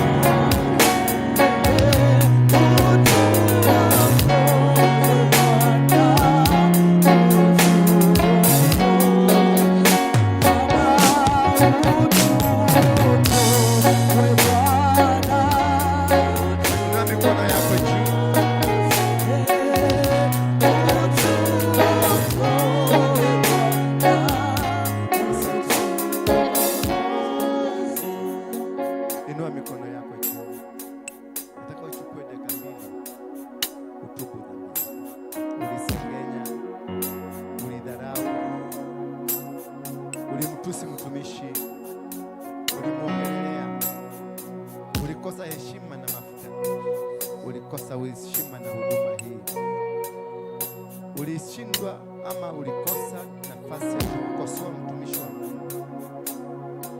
Uliona makosa yakiendelea lakini haukuzungumza. Naomba msamaha. Fungua kinywa chako tu mwambie Mungu, hoya muherani ukorote Jehova. Dani kama huduma nilitona moga. Nejaretie, nimeongea, nimefanya matendo ambayo si mazuri. Nimemkosesha mtumishi wako maana sikumweleza. Nimekosesha kanisa lako maana sikulieleza. Nimekosesha watu wako maana sikuwaeleza. Naomba unishike mkono. Naomba kubarikiwa na wewe tena. Naomba msamaha. Kama vile Daudi alipoenda kwenye nyumba ya Mungu na akaomba msamaha, na alipoomba msamaha maisha yake tena ilibadilika na yakawa tena sawa. Mungu anasema anaenda kubadilisha maisha yako. Anasema anaenda kubadilisha vyote ambavyo vimekuwa katika maisha yako. Anasema anaenda kukuinua tena. Anasema anaenda kubadilisha njia zako na nia. Bwana anasema ukikubali kurudi naye atarudi. Mwambie tu Baba, niko tayari. I am ready now. Niko tayari. Mwambie niko tayari. Mwambie niko tayari. I am ready. I am ready now. I am willing and I am ready to serve under your umbrella. I am ready to serve you. I'm ready to be where you want me to be. I'm ready to do what you called me for. I am ready, Father. Wacha nikuone tena venye nilikuwa nikuona zamani. Nishike mkono, maana sina uwezo na sina wakati mwingine nitautumia kujipeleka mbele. Nitakuhitaji kila wakati. In Jesus' mighty name. Somebody say amen. Leteni zaka zenu hapa tukaweze kufanya kazi ya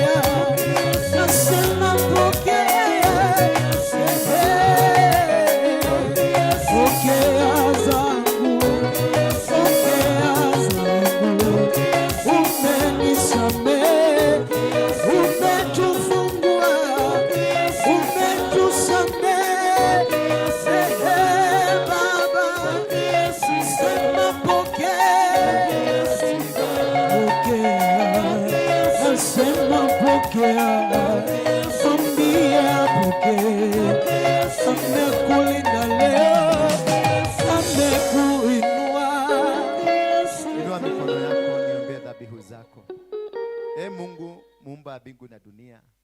Wewe ni Mungu. Hata kabla ya kuwa kwa dunia hii uliishi. Wewe ni Baba, maana umekuwa mlinzi wetu. Wewe ni Mwokozi, maana wewe ni Mwokozi katika njia zetu.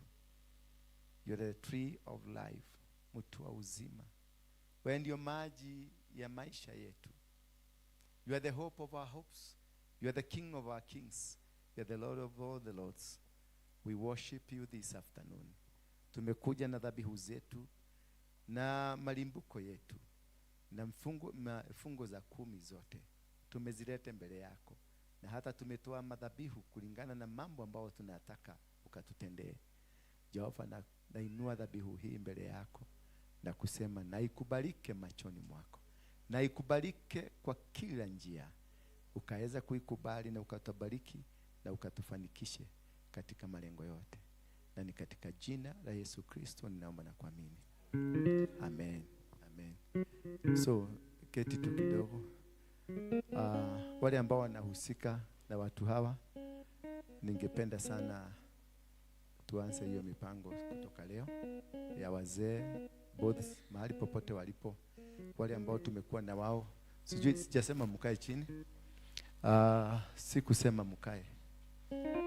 Nyinyi ni mnafaa kusimama 24/7 hata kama yes. Kwa hivyo mipango hilo nimesema itimizwe na ifuatiliwe kwa ukaribu tena. Tutarudi kwa muda mchache sana, saa 10 sharp, kwa muda only 25 minutes. Maana nitakuja tu kuomba kwa ajili ya deliverance, only 25 minutes because kuna mahali kwingine na nimealikwa kwenda kuhubiri. Kwa hivyo only to be from 4 Kwa hivyo by 3:30 mkuwe mshaanza, only 25 minutes tumalize. Okay? You can worship one song. Empowering lives.